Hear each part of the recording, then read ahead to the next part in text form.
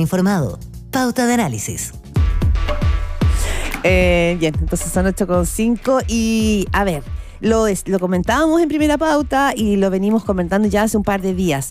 Esta tensión subterránea que uno ve, ¿no es cierto?, entre las dos fuerzas que sostienen al gobierno, le hace Socialismo Democrático, Frente Amplio. Esto gatillado por varias situaciones, pero que pareciera ser que ha ido tomando como nuevas formas.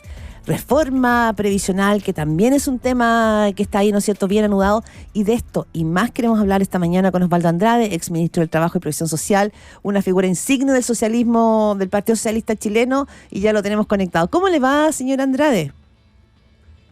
Muy bien, muchas gracias. Muy buenos días a ambas. ¿Qué tal, Osvaldo? A ver. Gusto de verlo y escucharlo. Exactamente, de verlo y escucharlo. Partamos por lo más contingente para ir profundizando también, ¿no es cierto?, en reforma previsional. Lo contingente tiene que ver estas tensiones que, digo, no son nada nuevo. Desde que el Partido Socialista entró al gobierno, uno sabe que hay aquí una competencia subterránea o soterrada entre dos fuerzas políticas que no es que se quieran, se amen. Es un matrimonio bastante por conveniencia. ¿Le preocupa la situación que está viendo a propósito de la denuncia que hace Giorgio Jackson al la demanda al senador Fidel Espinosa? ¿O está sobre reaccionando el Partido Socialista con este comunicado en que critica? Bueno, es una cosa que está al inicio y creo que es parte de lo que usted señala con mucha profusión respecto a las tensiones naturales que se producen en un gobierno que tiene dos coaliciones que lo respaldan, que no son exactamente los mismos, que tienen naturalmente diferencias entre unas y otras, pero que tienen un compromiso y una voluntad inequívoca de respaldar al gobierno. No siempre ese respaldo ha sido tan unívoco como se ha visto. En muchas ocasiones proyectos del gobierno no han sido plenamente respaldados por estas coaliciones. En ese sentido, tal vez los socialistas han mostrado una mayor disciplina en ese sentido, pero creo que es un tema del que hay que... Sí, pero el diputado Gonzalo Vinter acusó de, la palabra que ocupa es deslealtad del Partido Socialista.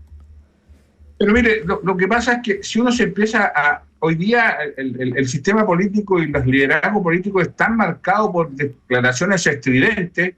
Pareciera ser que hoy día el Parlamento, el espacio que más ocupa en el Parlamento es el pensador, donde está la prensa, más que el trabajo de las comisiones. Así que yo francamente no me preocuparía mucho de la estridencia de algunas declaraciones, más bien me preocuparía el problema de fondo. El problema de fondo es que tenemos, después del pronunciamiento ciudadano que rechazó la propuesta de texto constitucional, tenemos un desafío tremendo, que la ciudadanía le ha dado una oportunidad al sistema político a hacerse cargo de sus problemas, y yo creo que estas escaramuzas, no las minimizo, no me malentiendan, pero son escaramuzas en función de la tarea principal. La tarea principal es resolver los problemas que la gente espera que el sistema político le entregue. Fíjese la paradoja, la ciudadanía le entrega un mandato al sistema político al mismo que lo encuentra como el causante de esta situación, pero le da esta oportunidad, y entonces si la desaprovecha y se quedan a estas escaramuzas a las que estamos conversando,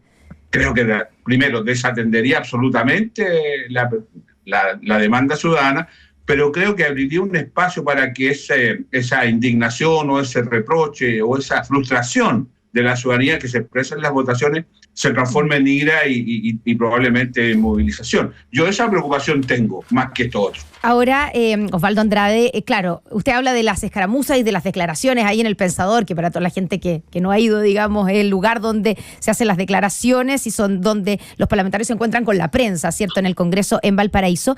Más allá de esas declaraciones, aquí hay hechos como bien concretos, porque lo que hace el exministro Giorgio Jackson es llevar a tribunales, es iniciar una acción judicial en contra de un senador del Partido Socialista, de sus socios. Entonces, claro, no es una declaración. No es solamente como una declaración y digamos, que se puede haber salido de madre un día, digamos, no, va y demanda, demanda al senador Fidel Espinosa. Y después de eso viene una declaración de los senadores del Partido Socialista apoyando al senador Espinosa y criticando al exministro Giorgio Jackson, que además es como el fundador, digamos, Revolución Democrática y un representante muy icónico de lo que es el Frente Amplio.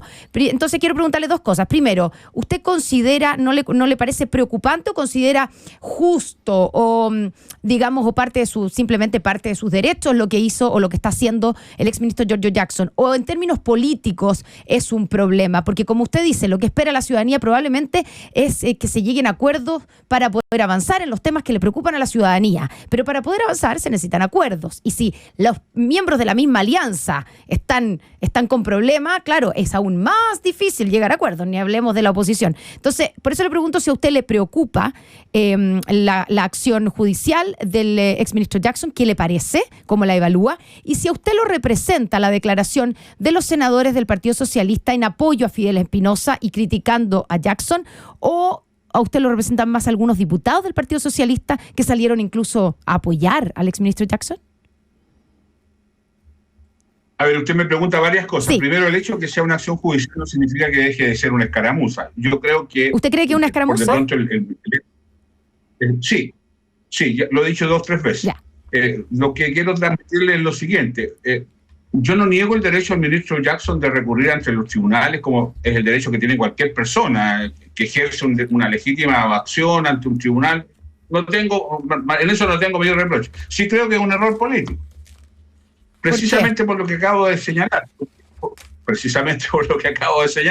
Porque si la ciudadanía lo que espera es que lleguemos a acuerdos para resolver sus problemas, y ese es el mandato que yo entiendo le entrega al sistema político posterior a la última votación, yo creo que estas cosas que de alguna manera enturbian ese proceso evidentemente constituyen un error.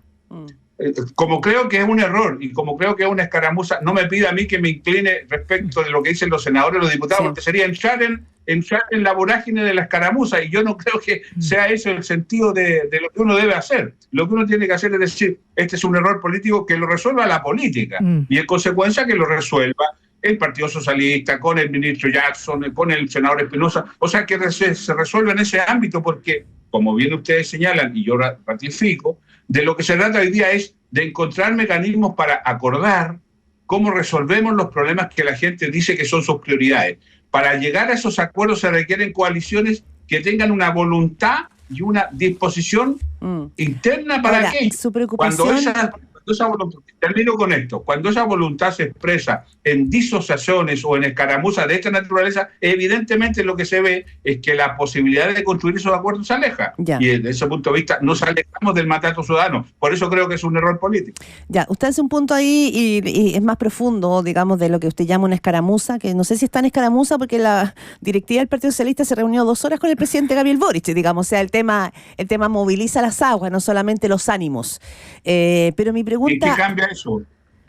Bueno, no sé, cuando una directiva... ¿Por qué deja de ser una escaramuza cuando pasan esas cosas? ¿Por qué deja de ser una escaramuza? Lo que le digo es que es lo menos relevante en función de la demanda que existe. A eso me refiero. Claro, pero quita tiempo por lo bajo. Quiero ir a la demanda que usted plantea, porque la verdad, si uno atiende su llamado, y usted hace un llamado que a mí me llama la atención, porque usted ocupa 2 palabras que dice, la ira de la ciudadanía se puede expresar por otros lados. Entonces, quiero profundizar en eso, pero me tocó entrevistar el domingo pasado al alcalde de Maipú, Tomás Bodanovich, que es del Frente Amplio, y él hacía mucho punto en lo que ustedes señalan, la gestión, la necesidad de que la política se haga cargo de las demandas ciudadanas, pero con todo respeto, el Partido Socialista, el Frente Amplio, el mundo, digamos, al que usted pertenece, el oficialismo, lleva más de 2 años en el gobierno, entonces, ¿recién hoy día es una prioridad la gestión?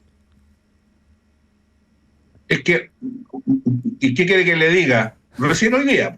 Si esto no es más simple ni más concreto que eso. Ya, pero usted dice, ha habido una deficiencia en la gestión política del gobierno. Pero no cabe ninguna duda. Por algunas razones, en consecuencia, que hoy día se enfatiza en el tema de la gestión política. Es precisamente porque había un déficit en ese sentido.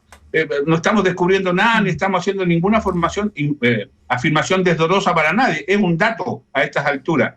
Ya habrá tiempo para evaluarlo, para eso están los analistas, los centros académicos, pero los que se dedican a la política, que tienen que ver con resolver problemas ciudadanos, ese es un tema relevante, sin lugar a dudas, hacer esa evaluación. Pero el punto básico es hacerse cargo del tema. A la gente no le importa mucho cómo se ha hecho para atrás, lo que le importa es que se resuelvan sus cosas. Le pongo un ejemplo. Si no se llega a un acuerdo en pensiones, por ejemplo, pueden ser otros temas también. Evidentemente hay una incompetencia brutal del sistema político ante una demanda ciudadana que es evidente, mejorar las pensiones. En consecuencia, si no se resuelve aquello, quiere decir que no se escuchó a la gente. Tan simple como eso. Y estamos conversando con el ex ministro del Trabajo, Osvaldo Andrade, además figura del socialismo. ¿Y de qué depende? Estoy pensando en el rol del gobierno, que es finalmente quien puede tener más influencia en la gestión. ¿Qué es lo que tiene que hacer distinto el gobierno para mejorar esa gestión, Osvaldo Andrade? Promover los acuerdos y ser actor relevante de los acuerdos. Eso significa ¿no lo ha sido tener la hasta vocación y la voluntad. O sea, ha sido insuficiente porque no se ha llegado a los acuerdos.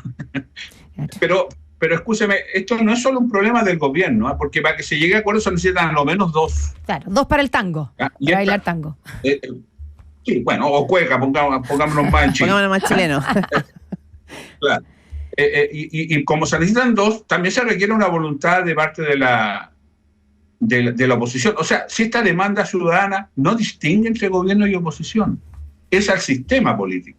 Y también es una demanda al mundo empresarial y al mundo de la dirigencia sindical. Es al sistema que no ha sido capaz.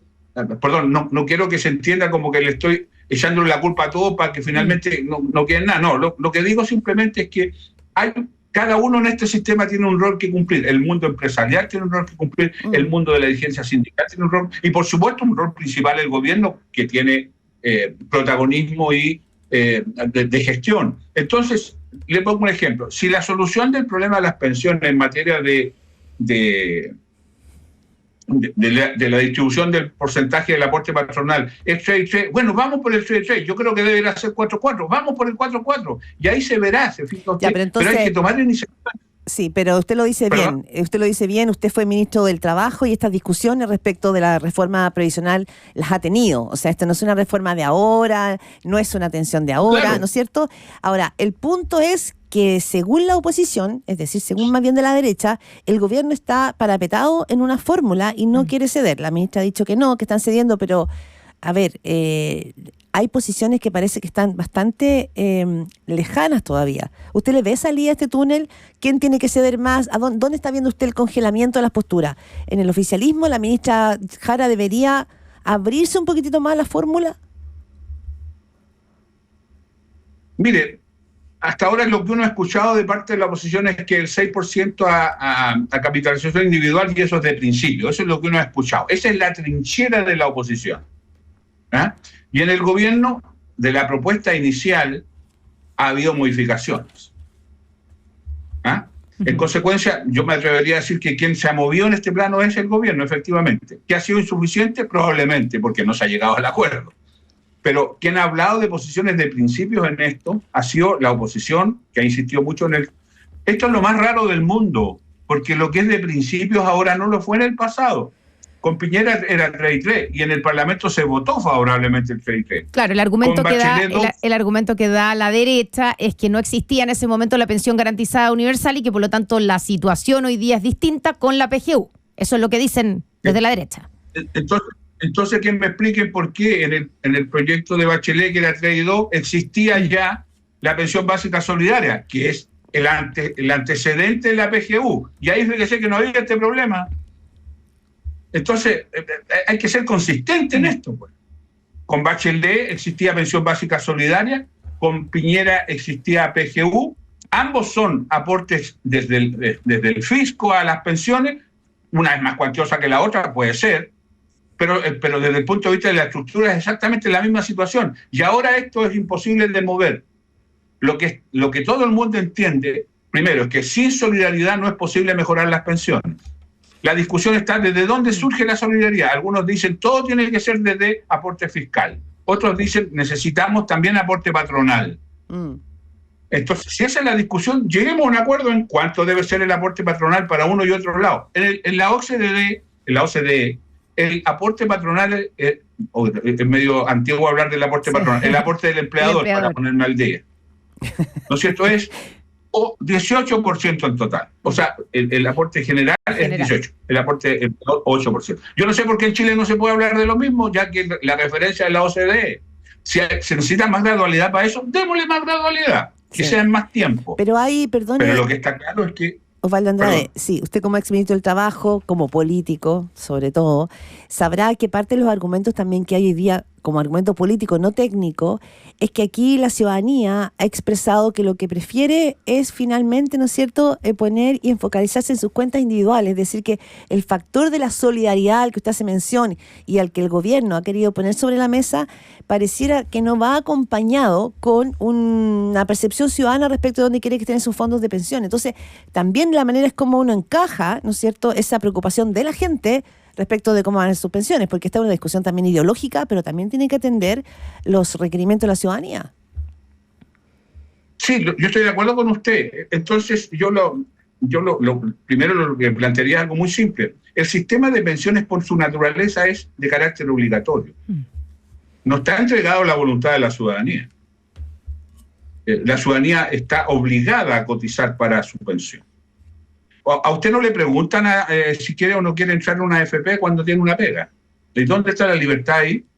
Usted puede elegir entre varias AFP, no son muchas, pero usted no puede decidir yo no quiero entrar en una AFP. ¿Y dónde está la libertad de elegir ahí?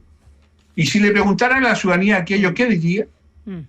Voy más allá, una brutalidad. ¿Qué pasaría si yo le preguntara a la ciudadanía, mire, ¿usted qué prefiere? ¿Que el 10% que hoy día es obligatorio vaya a un sistema de pensiones o prefiere recibirlo en su sueldo líquido y se reajusta su sueldo al tiro en 10%?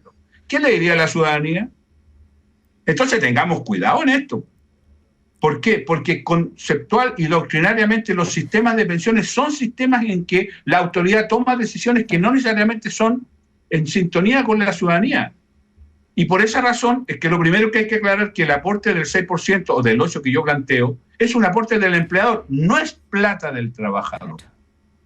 Si usted me dice que es plata del trabajador, quiere decir que estamos engañando a los trabajadores porque significa que a la larga va a ser parte de su salario. Entonces todo esto es una mentira. Como yo creo que dicen que es plata del empleador, hagamos una distribución de aquello. Eso es perfectamente posible. Si eso no está en plena sintonía con la ciudadanía, bueno, entonces, si vamos a hacerle caso a la ciudadanía, yo haría la pregunta inicial. Vaya todo a su sueldo y se acabó el problema. Sí, pero de todas maneras suena un poquitito dictatorial, señor Osvaldo Andrade, decir que finalmente aquí no hay que escuchar tanto a la ciudadanía, o sea que aquí hay que tomar decisiones políticas. No, suena un poquito... Pero no extremen las cosas. Un poquito rudo. O sea, estamos conversando, ¿no? Sí, por supuesto, estamos conversando, por eso le digo, con mucho respeto. Hay temas en los que no hay que preguntarle a la gente. Claro, eso es lo que usted sostiene. Sí, eso. Por supuesto que hay que preguntarle a la gente, pero lo que le digo es que las decisiones de autoridad tienen que ser sobre la base de que finalmente la gente no está en disposición voluntariamente de ahorrar ya, y en consecuencia hay que tomar decisiones que no necesariamente son completamente sintónicas con la gente. Les pregunto a ustedes dos, si a ustedes les preguntaran, oiga, el 16, ¿va a sueldo o va a pensiones? ¿Lo pensarían? No me digan lo que contestarían, pero al menos lo pensarían. Oiga, Osvaldo Andrade, y en ese sentido también, algunas de las otras decisiones, porque parece que todo está concentrado en el destino del 6% extra, que usted sostiene e insiste en que debiera ser 8%, ¿cierto?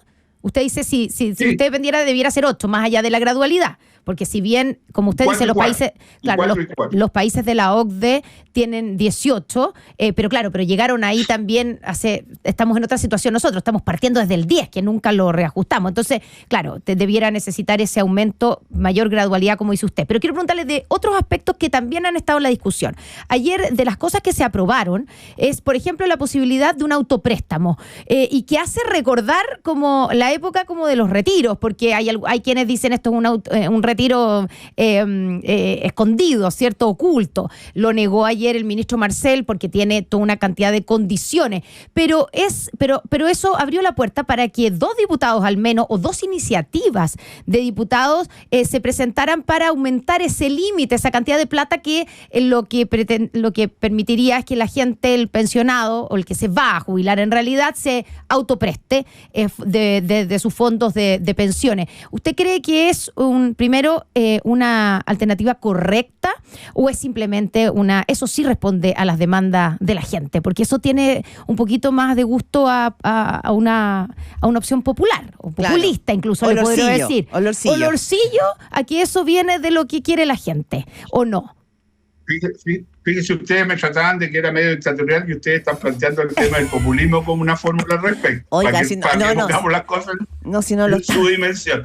A mí me parece que es un error lo del autopréstamo. Ya. Mire, yo soy de los que piensa que los fondos de pensiones tienen que ser destinados a pensiones. Por eso no me gusta ni la cosa de la sala cuna, ni me gusta nada que afecte ese principio ordenador. Claro. Y en segundo lugar, creo que es un error político porque abre una puerta que no se cierra fácilmente. Y como usted bien señala, ya hay iniciativas que amplían eso. Y en tercer lugar, yo no sé si va a ser viable en el futuro que se devuelva esa plata. Claro. Yo no me imagino cobrándole a un pensionado que pidió un autopréstamo o a un trabajador activo que pidió un autopréstamo que devuelva esa plata. De verdad, o sea, no digo que teóricamente no sea posible, pero en la práctica. No es fácil. Porque el gallo va a decir algo muy simple, oiga, pero ¿por qué si la plata es mía? Si ya se instaló esa idea. Entonces creo que es un error lo que se está haciendo en ese sentido. Como fueron un error los retiros, por supuesto, que además de lo cual fueron parte de nuestro propio sector y que abrió esta puerta para todas estas cosas. Y se generó ahí la necesidad. Osvaldo Andrade, exministro del Trabajo y Previsión Social, político del Partido Socialista, un gustazo arrancar esta mañana de miércoles con usted. Que tenga muy buen día. Saludos. No, un gusto para mí estar y verlas también.